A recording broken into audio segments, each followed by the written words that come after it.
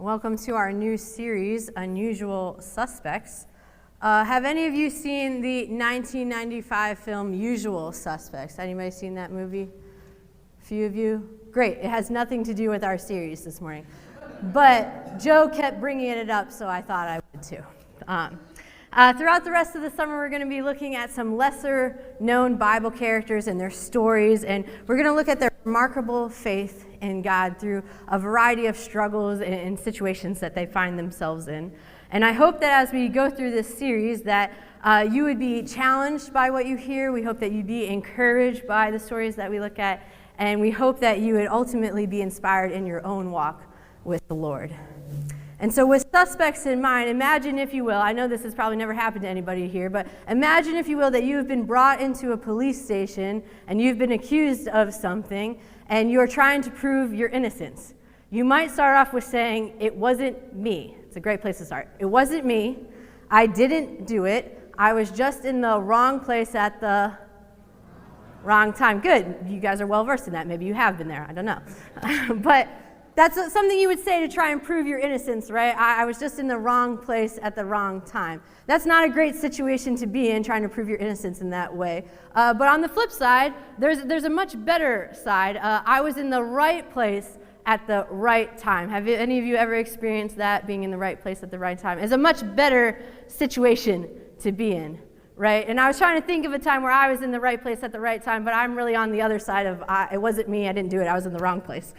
So I'd go to the internet and find some examples of people who were in the right place at the right time, and I found some pretty incredible stories. For one, a pilot and his wife were flying over their home when they noticed a stranger in their yard stealing their trailer. And so from their aircraft above, they followed the thief down the road. They called the police from their aircraft and met up with the police, where they booked that guy and took him to jail for stealing their aircraft. That's being at the right place at the right time. Another example, a woman had a heart attack on a flight to Orlando, Florida, and when the flight attendant called out and asked if there was a doctor on board, 15 cardiologists stood up and said yes. Talk about, that is the right place at the right time. Needless to say, that woman was in great hands, and she was perfectly fine. And the last one, an American novelist named Anne Parrish was browsing a used bookstore in Paris once and found one of her favorite childhood books. When she opened it up, she found her name in that book, and it was her childhood book. Isn't that crazy? That's wild. Right? These things happen to people all the time, these moments of being in the right place at the right time. But I'm willing to bet that none of those people, or maybe even you when it's happened to you, have expected those kind of things to happen. They were not part of your plan for that day. For that pilot and his wife, I'm pretty sure when they were excitingly flying over their home, they did not expect to see someone stealing something out of their yard. That's probably not what they expected. For the woman going to Florida, I'm sure that maybe she was going to Disney World. She did not expect nor want to have a heart attack on the flight there, but honestly, she was in the right place at the right time, in great hands, and 15, cardiologists. Let's talk about being at the right place in the right time. I think that is exactly it.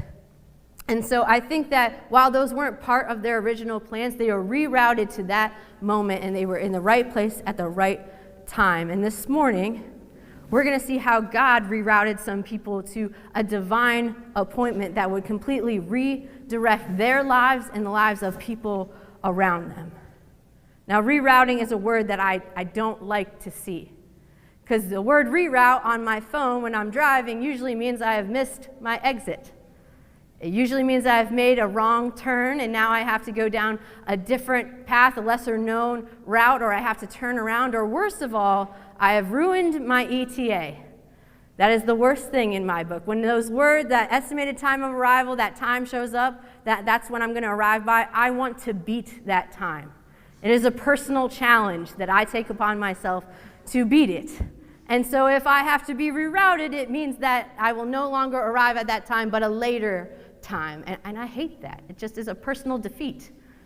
And so this happened a few weeks ago as I took the youth down to Six Flags in Missouri, and on our way back, my co-pilot and I had a situation. She will remain nameless this morning. But as we were driving, we had left the park, and the kids are hungry, I'm hangry, I want to stop, and I see those beautiful golden arches of McDonald's off to the right, and I see the exit is coming up. And so I asked my co-pilot, because I need to get over, I'm in the left lane, I need to get into the right lane. I ask her, can I get over, is there anyone there? And she replies, no, yes. Now, to her credit, she was answering both of my questions. I had asked two questions. Can I get over? No. Is there anyone there? Yes. But what I heard was a shaky, no, yes, question mark. And so I was like, well, which is it? And she's like, no and yes. And I was like, what are you talking about? And our exit just goes right on by. And so we take the next few minutes to argue this out to see who flawed this conversation. Where did the break in communication occur? And as we are arguing about this, we miss our exit to 57 that will take us home. So now we are rerouted again, and then a kid gets sick on the side of the road, and it adds more time to our estimated time of arrival. And I'm just like, this is the worst road trip ever. Just the worst. No, it was fine. We had a great time. But in those moments where we are rerouted, we had to turn around quite a few times to get ourselves back on track. Getting rerouted usually isn't fun. It's not a good time. Our ETA gets messed up, or we find ourselves in weird neighborhoods that we would rather not be in. But sometimes being rerouted can be a good thing. Maybe you've been rerouted and you've gotten to experience a beautiful view, a beautiful sunset over a cornfield, or you see a beautiful body of water. Just you see something beautiful and you're like, oh, this reroute's not so bad. Maybe a reroute has led you to your new favorite eatery that was just in the middle of nowhere that you would have never expected to find it, but you found this great restaurant or this great ice cream shop, and you're like, oh, this was totally worth it. Or maybe that reroute has led to an opportunity to have a long-awaited conversation, or just a time to catch up or share memories, just a time to connect with the people in your vehicle.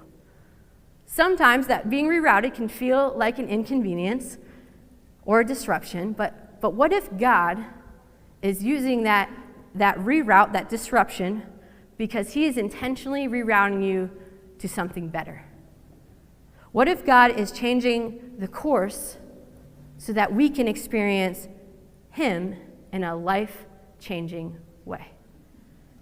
That's where our story begins this morning. We're going to be in the book of Acts, chapter 16. But a little background, Paul here is on his second missionary journey, and with him are Silas and Timothy, and they are journeying throughout Syria and Galatia, sharing the gospel of Jesus. And I got really into my studies this week, so I even have a map for us today. So if you want to put that map up. So this is Paul's missionary journey. That green line is his path. And so this is the biblical map. If you go to that next slide, you'll see this is what modern day it would look like. So they're near Turkey and near Greece. So we'll come back to this map in a little bit. But just for your reference, that's where we're talking about. This is where they're traveling. And while Paul is traveling, he really wanted to stay in Asia. That's where he wanted to be. He wanted to share the gospel there. But the Holy Spirit comes to him and says he does not permit Paul and the guys to speak the word in Asia, but to go somewhere else. And so in Acts chapter 16, verse 9 is where we pick up.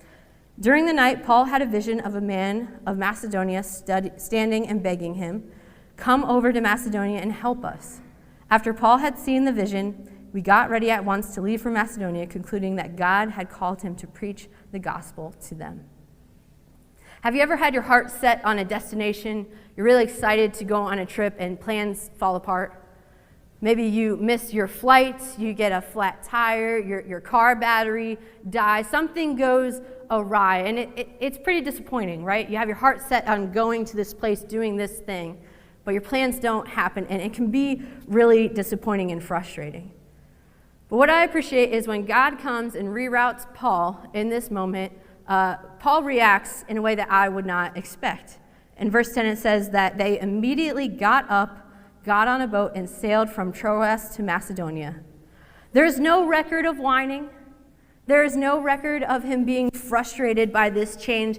Him and the guys just immediately get up and go. I don't know about you, but I don't know that that's always my response when God changes plans on me. I don't know that it's immediately get up and go as it is maybe whining and kicking and screaming and complaining because it's not going how I wanted it to go. How often is our response like Paul's, that we immediately get up and go and do what God calls us to do? For example, maybe today you have a plan for how your Sunday afternoon is going to go. Maybe some of you are planning your Sunday afternoon nap. I'm with you. I have my plan. I'm ready to go. Maybe you have planned out where you want to go to lunch and who you want to be there. Maybe you have activities planned for this afternoon. Maybe you're going to do yard work, or maybe you're going to take your family to the pool because it's so hot out and there's nothing else to do. You probably have a plan for this afternoon.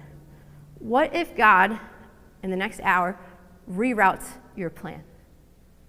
What if instead of going home and taking a nap, God this morning says, hey, I want you to take that new family that you don't know super well, I want you to take them out to lunch. Or I want you to invite them over to your house that may not be perfectly clean and just pristine as you would like it when you invite people over, but maybe that's what he wants you to do. Or it's the end of the month. I don't know about you, but I keep a budget, and so it's the end of the month, and if I have extra money in my budget, I might be looking to see how I can spend that at TJ Maxx or somewhere else magical to find something for myself. But what if God has rerouted the way he wants you to spend those extra funds? Is your response going to be to immediately go or to give? Or is it a little bit more reluctant? Is it a little bit more, I don't know if I want to do that? I think sometimes our answer is an immediate yes, I'm willing to go and willing to do whatever God has called us to. But I think sometimes that immediate is more reluctant. That yes is more of a no, maybe tomorrow, I'll pray about it, I don't really want to go. And maybe that's because we're unsure. We're unsure of what exactly God is asking us to do. We're unsure of all the details, and we like details because they comfort us. And so if we know the plan and it's all mapped out for us, we'll be more willing to go. We just need to know the full picture, the big picture, and all the plans. Maybe it's just uncomfortable because you've never done that before. You've never let God lead your life, and so it might just feel really awkward. But what if that rerouting that God is doing is leading you to a divine appointment? What if this thing that God is asking you to do, this place that he's asking you to go, what if that is leading to a life-changing, gospel-sharing opportunity? I wonder if that's what Paul was thinking and why he was so joyful and immediate in his reaction to God changing his plans, like, yep, I'll go, because maybe he understands that he might be being led to a divine appointment that God has set up. Because he doesn't wait, he doesn't hesitate, he immediately grabs Timothy and Silas and they hop on a boat and they sail to Macedonia with no questions asked. On their journey, they make 3 stops. They stop at Samothrace, Neapolis, and they land in Philippi. And Philippi, interesting enough, is a Roman colony. It's a leading city in Macedonia, which means that there are actually very few Jewish people in this community.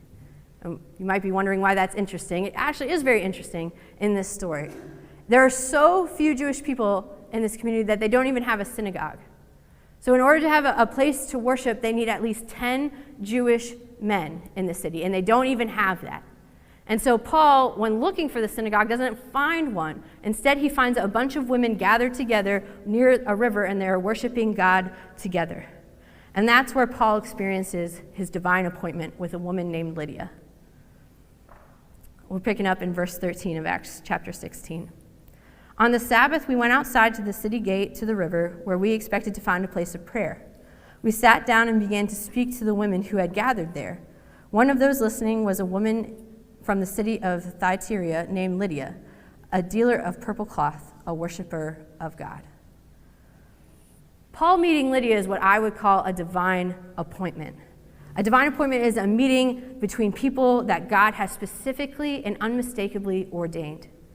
Some might call it a coincidence. That's like a fairly common thing to call it, but I think there are too many details that are happening in this story, and maybe in some of your own stories, that would make it a divine appointment. Somebody, a God of the universe specifically, was coordinating all these details so that this woman would hear the gospel in a divine appointment.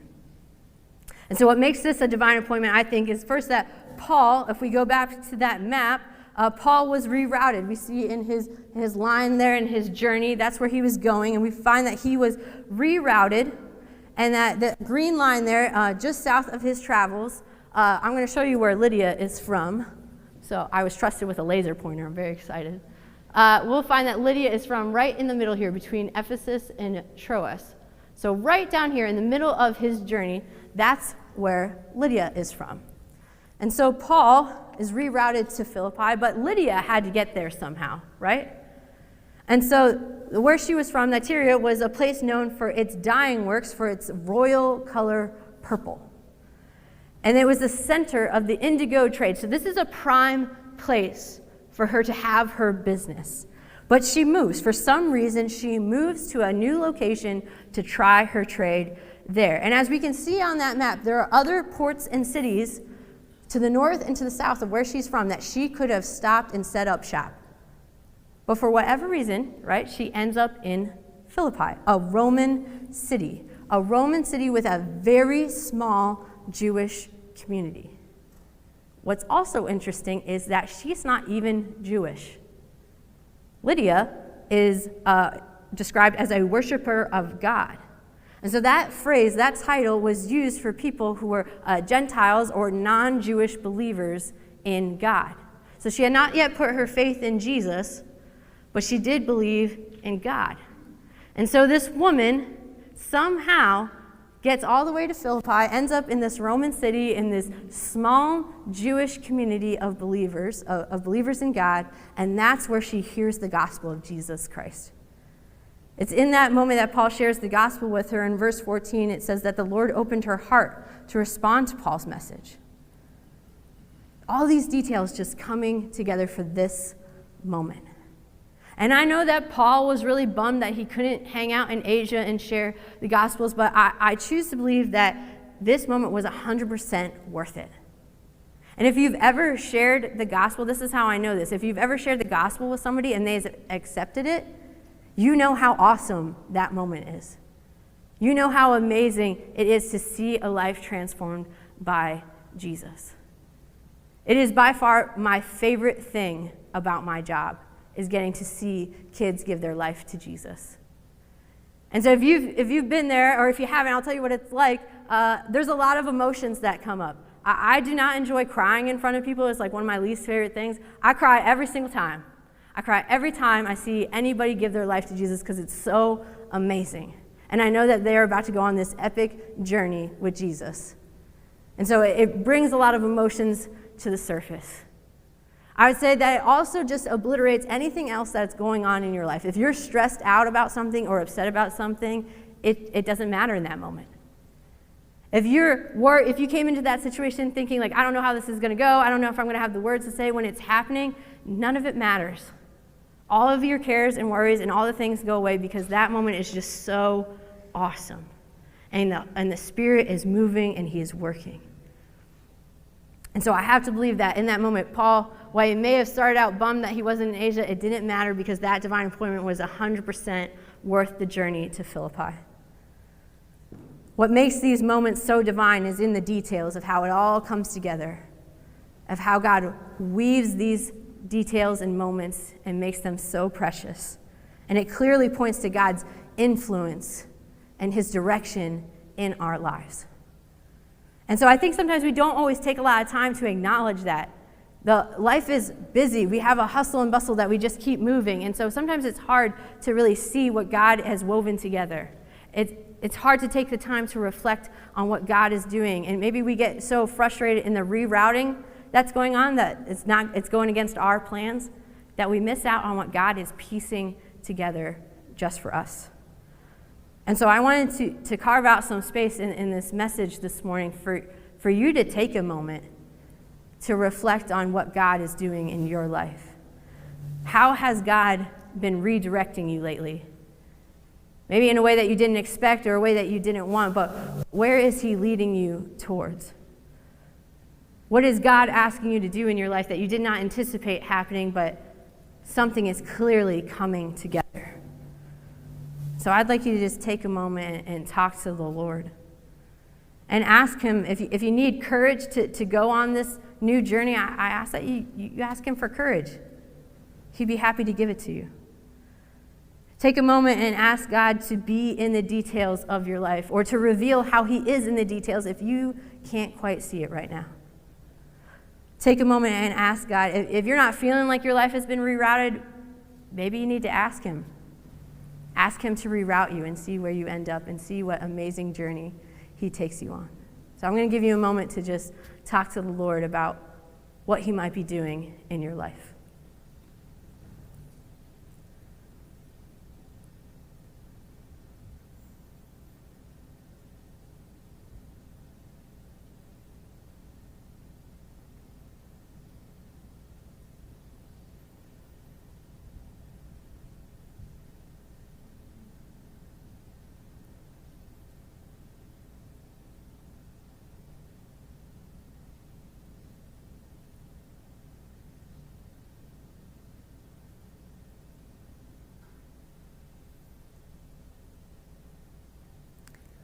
I find that it is often in these moments of divine appointments that our lives are redirected to new places and new purposes that we did not expect.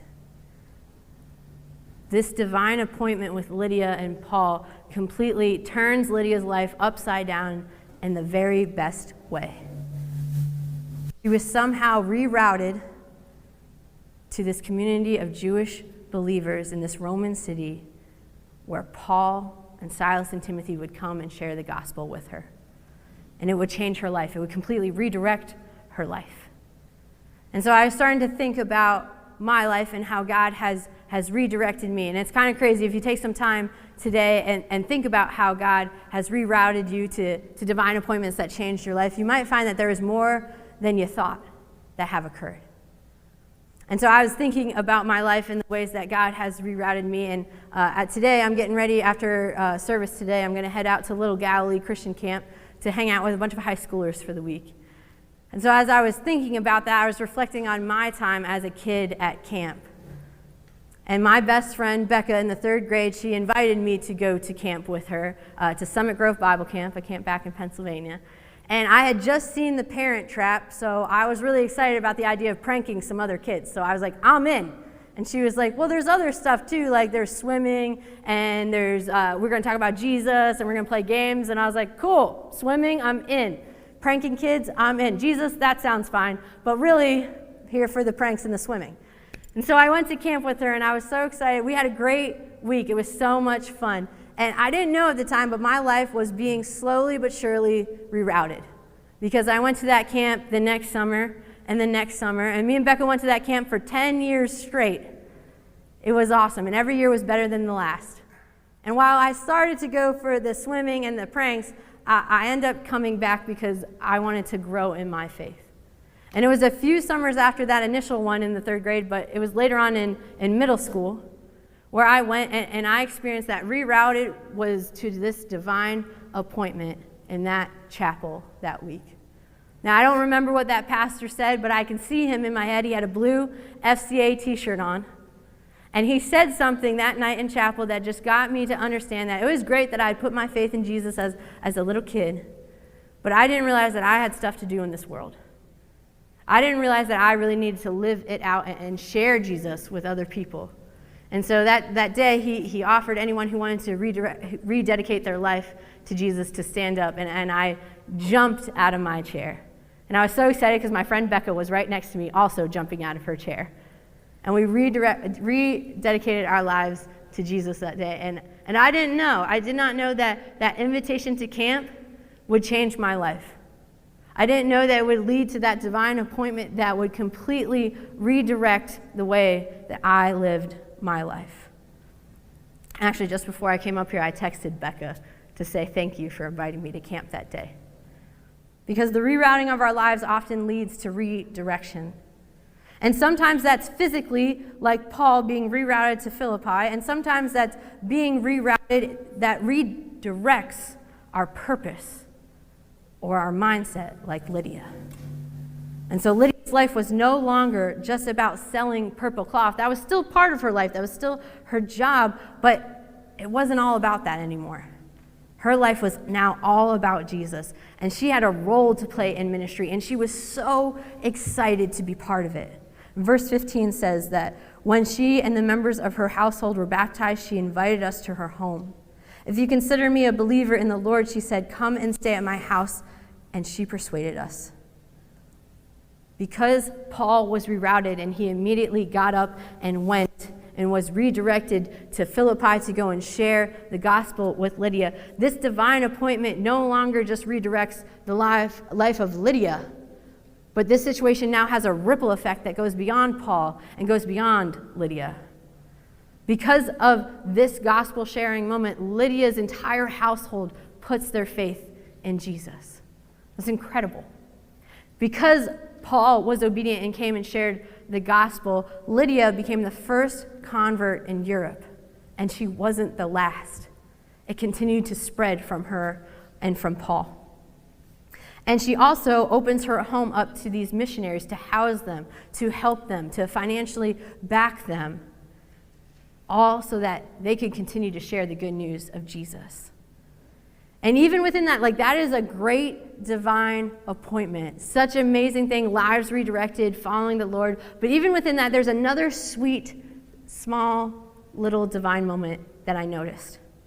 See, I've been reading the book of Matthew in my own quiet time, and as I was reading this, a light bulb went off, and I was like, hey, I remember in my reading of Matthew back in chapter 10, there's a situation where Jesus is sending out the original 12 disciples on their very first missionary journey.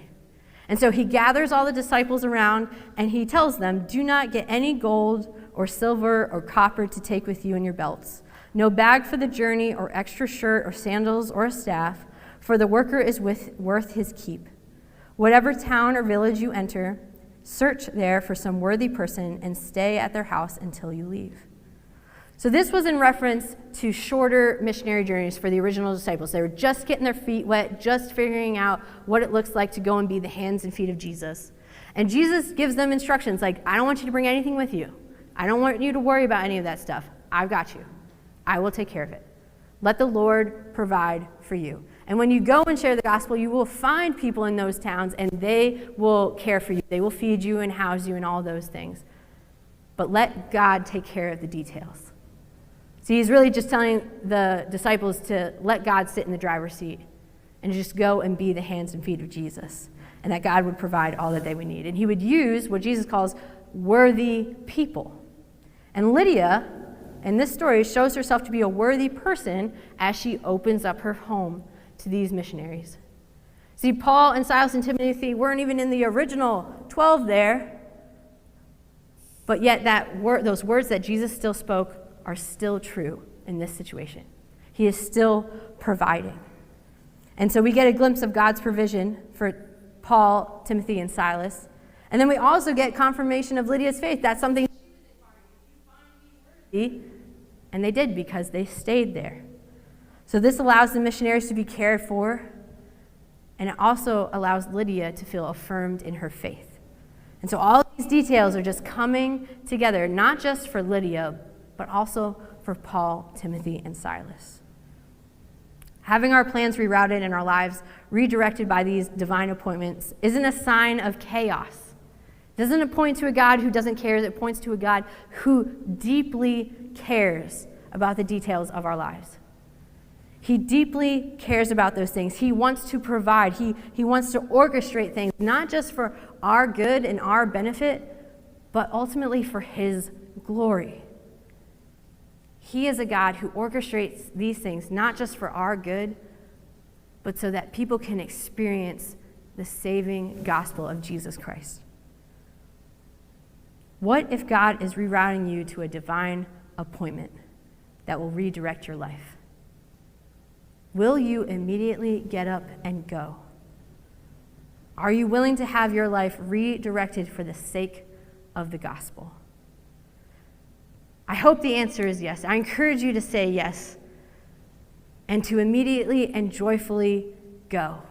Because whatever God has planned for you, it's going to be awesome. You just have to trust that he has all the plans coordinated and is weaving them together just for you. And if you're not so sure what he's calling you to, will you make time to ask him? If you're afraid to go and do whatever God is asking you to do, I encourage you to ask him for the courage, for the peace of mind that you need, for the trust. Ask him to help you trust him, even when it doesn't make sense, even when you can't see how all the details are going to come together. Because when God reroutes us to divine appointments, it often leads to lives being changed by the gospel. It leads to us growing and deepening our faith in our God. And you'll get to see some pretty amazing things along the way. So let God take you on the scenic route of life, and I promise that you will not be disappointed, but you will be amazed at what he can do. Let's pray. God, I thank you for the story of Lydia. I thank you for the ways that you rerouted her and rerouted Paul to be at the right place at the right time. And I pray, Lord, that as you reroute us, I pray that even if we're nervous or unsure or scared, I pray that we would immediately and joyfully go and embrace the divine appointment that you have set out for us. I pray that those appointments would lead to us growing in our faith. I pray for appointments that would lead to people hearing the gospel and accepting it, and for people to know you as their Savior. God, I thank you that you are not a God of chaos, but you are a God of details. You are a God who is orchestrating so many things, not for our benefit, but for your glory.